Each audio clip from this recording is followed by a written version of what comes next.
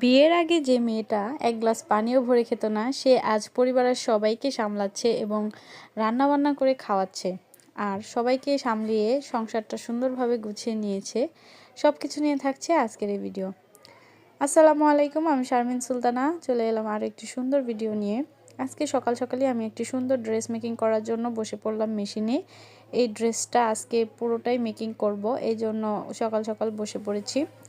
এই ড্রেসটা আমি ওভারঅল সুন্দরভাবে কমপ্লিট করেছি এবং হাতাটা অনেক সুন্দর একটা ডিজাইন করেছি লেস দিয়ে, এবং জামাটা কিন্তু অনেক সুন্দর এমব্রয়ডারি কাজ করা। এটা প্যান্ট রেখেছি আমি একদম প্লাজো, আর ওড়নাটা একদম অনেক বেশি গর্জিয়াস, তার জন্য সুন্দর লাগছিল।